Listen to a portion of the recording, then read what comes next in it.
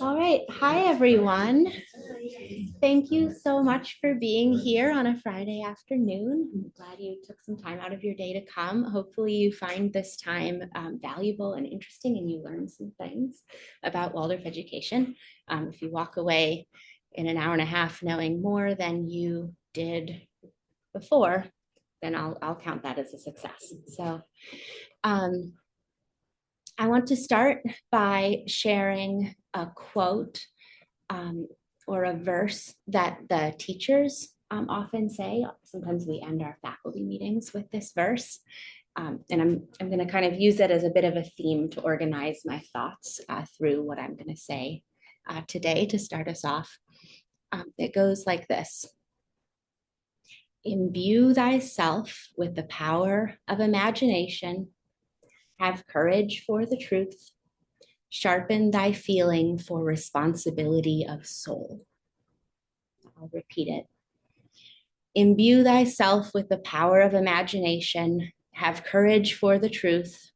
Sharpen thy feeling for responsibility of soul.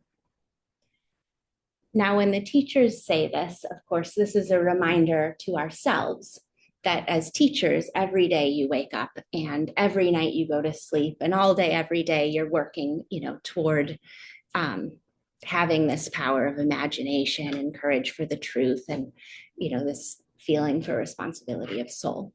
But these three, qualities or capacities that are described in this verse also can lead us into what is the purpose of Waldorf education? What are we trying to achieve here with the children? Because one word that you often hear associated with Waldorf education is imagination. But what does that really mean? If we're going to get a little more technical about it, we're talking about the ability to, in your mind, picture something. So we often talk about this as inner picturing, the capacity for inner picturing. And this is really, really important because if you are, say you're in 5th grade and you're in a botany class and you're learning about the growth of plants, well, how are you going to understand the growth of plants? You're going to understand it because you have this inner picturing experience of how the plants grow. Say you're in 6th grade and you're learning about mineralogy and you want to understand how the different rocks and minerals make up the world that we live in. How are you going to kind of wrap your mind around these ideas? Well, it's this inner picturing capacity that is what we draw on in all of our learning. When you're reading, how do you learn to read? Well, you're also drawing on this inner picturing capacity. Two different types of inner picturing capacity simultaneously, because on the one hand, there's all the skills involved in decoding the words. And while that's happening simultaneously, you're ideally having a rich inner picturing experience of the story that you're reading, right? So this capacity for imagination is key. It's also what we use for math. Right now I'm teaching an 8th grade geometry block where we're working toward understanding how to calculate the volume of a variety of different 3-dimensional shapes. Again, it's this inner picturing capacity that allows us to understand those concepts. So imagination is key. Then the next part of the verse talks about having courage for the truth. And here we're speaking of a feeling. This is in the feeling space. How do you develop courage? What even is courage? And truth is something you can almost kind of feel your way into. You can feel if something's right or wrong, true or not often.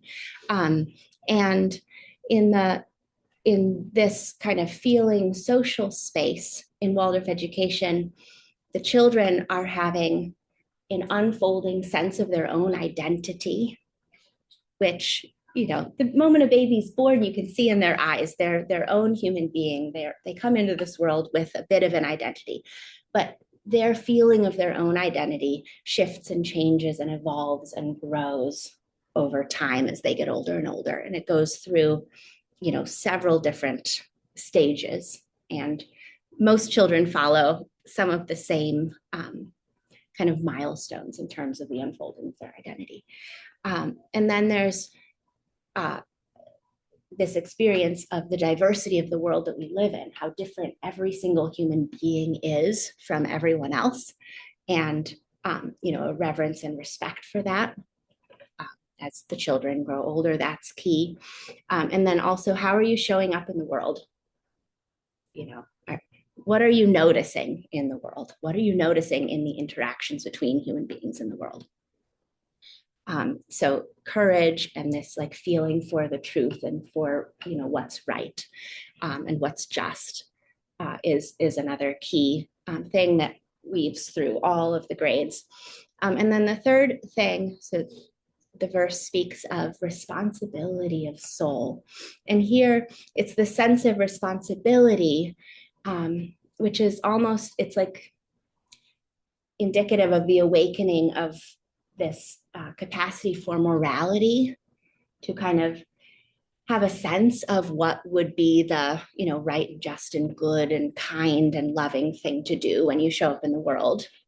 And that connects to our actions. How are we showing up consistently day after day after day to do kind and good things for others and, be in service of the world? And so how do these capacities unfold? Well, this capacity for imagination, which is so key to the whole Waldorf approach and really to how people learn, regardless of whether they're at a Waldorf school, it starts with having space to just play and explore. It starts with stories and poems and images that start to awaken that for the children. And, when we provide an environment for the children where from a very young age, they have all of this space to play and explore and discover things. And they're hearing stories that are rich and full of beautiful, rich imagery. This capacity for inner picturing and imagination just awakens and unfolds naturally. And then that forms the foundation upon which all further learning then builds. Right? If a child, by the time they're 5 or 6, is hearing a story and they're having like this inner experience where it's like a vivid movie and they're just on the edge of their seat waiting to find out what's going to happen next, that's a child who then later, when they're learning about I don't know, Greek history, they're going to have that same rich inner experience of Greek history, and then they're likely to remember it for a long time and it'll live deeply in them.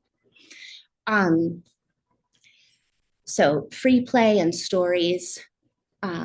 Also, we can never underestimate the importance of lots of sleep, healthy, nourishing food, lots of downtime and rest, so that the children aren't too like overloaded and they have, a healthy foundation, and they're just able to just contently and happily experience being in the world. So those things are important too, and rhythm. So they have that sense of predictability through their day. The second thing I wanted to talk about, which I think is an important thing and so challenging to learn how to do, and you just try, but children as they're growing, the many feelings that they have, they're looking to their teachers, they're looking to their parents for help with how do I work through these overwhelming and unpredictable feelings that I'm suddenly experiencing. And what that looks like changes over the years. You know, the 4-year-old who's really upset about their, fort not being there the next day. They have their strong feelings that they're experiencing. And that looks and feels a little different than the 9-year-old who is suddenly aware that their best friend, maybe wants to have other friends too. And so they're wrestling with how can we all kind of be friends together? And it's different than the 13-year-old who's like navigating the changes of their body and starting to notice how all the many things happening in the world. But what all children are looking for at all stages of development is, do I have an adult who can help to kind of hold this space for me to be able to feel my feelings? Not that they're trying to fix the feelings, just holding that safe, loving space for the child to process their own feelings and explore their feeling life, and all of the complexities of being a human being who's in a world with other human beings, all the social dynamics that come with that. And then this third piece of the moral development, and how do children end up feeling a feeling of responsibility to do good and positive things in the world. Often this comes, and you hear from biographies of the really great people. Almost always there was somebody in their childhood who they looked up to with reverence and love, someone who they wanted to imitate or emulate. So as adults, what we can do here is just day after day, try our very best to be the best versions of ourselves we can be. It's not about being perfect. That doesn't exist. No one can be. It's about showing up each day and just trying. And when the children can see and feel that the adults around them are striving and trying and making effort toward, doing kind and good and just things in the world, that's what the children then want to imitate. And they want to be like the adults who are around them, because you're who they love and they want to be like. So those are just a few words I wanted to share to start off, of kind of the main themes that weave through all of what we do in Waldorf schools. Now, in our early childhood classrooms, what does this look like? The children are playing a lot, they're imitating what the adults in the space are doing. They're exploring an environment that's been carefully kind of crafted so that it has certain types of things to explore that are there to help awaken the capacities for imagination and allow for this really free, creative exploration. They're also developing all of these social skills as they play imaginative games with their peers. They're hearing rich stories, seeing puppet plays, all of that is building these foundational capacities that will lead to success and ease in their academic journey later on. They're also growing. Their brains are growing and developing. We cannot underestimate that. And their senses are developing and unfolding. So important, but I won't get into that for today. When is a child ready to move from the early childhood into first grade? Mostly we just look at a child's age. It's going to be when they're, about 6, turning 7 sometime in the school year, sometime between September and June. For the children who have a summer birthday, so birthday between June 1st and September 1st, we're looking at their age, but because they're kind of on the cusp, we look a little more deeply and also look at some key developmental milestones to help make a recommendation around whether another year in early childhood would be particularly beneficial for that child, or if we think a first grade placement would really meet them. So because Waldorf education is a developmental education, what matters is a child's age and where they are, in their development. So that's what we really look at in terms of what classes everyone ends up in. So you end up in a class with your peers. And there might be a wide range of learning abilities.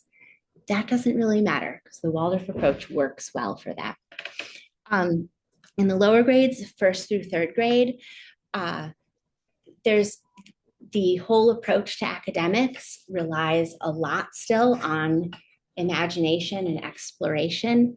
In language arts, almost everything is introduced through an image or a story. That way, for the children, their journey into learning to read and write is like really alive and rich with inner picturing. And so they might not really experience it as too challenging. They might sometimes not even know that they're learning, and they are, they're writing the cat sat and drawing, all these pictures.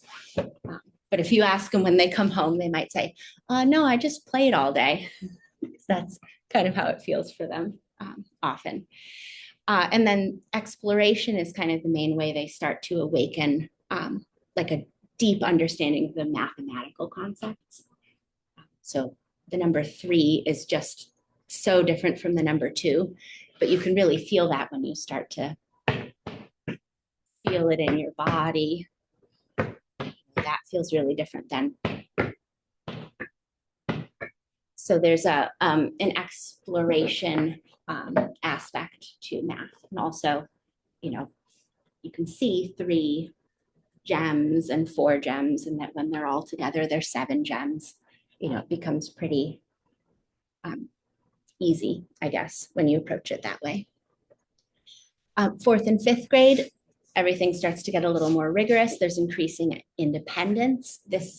The time between 3rd and 4th grade is a really key moment when like the relationship between the teacher and the children shifts in a really interesting way. Because before that, the teacher is the one who's like, in charge. They're making the decisions. The children are mostly following. They're still in this kind of dreamy, imaginative space. But then in 4th grade, I don't know if some of you have heard of Kim John Payne. He describes it as a shift from like being the governor to being a gardener, where as an adult or as a parent, and as a teacher, you can step back just a little bit, and now you're more tending and watching, observing, pulling out some weeds here and there, but the child is having more independence. So that's key. This is a time when the feeling realm and the social realm is really big for children and unfolding in a dramatic way. And then 6th through 8th grade, the academic rigor increases even more, and thinking really starts to unfold, a capacity for logic and abstract thinking. The children start to receive grades and rubrics and direct feedback on their work, and they're thinking about high school and planning ahead.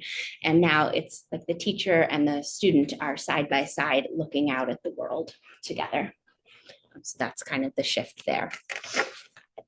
I imagine most of you know, but I'll just mention that we have like the structure of the day is that there's a main lesson for the first almost 2 hours of the day. This is when the bulk of the new concepts and the really challenging and interesting academic content is brought and introduced. And that's 1st through 8th grade. Then there are language arts and math skills classes. These are 40-minute periods a few times a week. This is when they're just practicing and practicing and practicing to build automaticity and comfort with the concepts that they've learned. And we have a wide range of subject classes that all of the children have. So there's movement, handwork, where they learn to knit and sew and crochet and do all sorts of things. World languages, right now we have German and Spanish. The lower grades is German, and then 7th and 8th grade are having Spanish. There's gardening, so they're getting out in the garden, they're cooking in the kitchen. There's music, which starts off with just singing and playing circle games and maybe playing flutes in the lower grades. And then by 3rd, 4th grade, they're learning stringed instruments. By 6th, 7th, 8th grade, they're in the orchestra and they're performing at concerts. We have a middle school choir as well.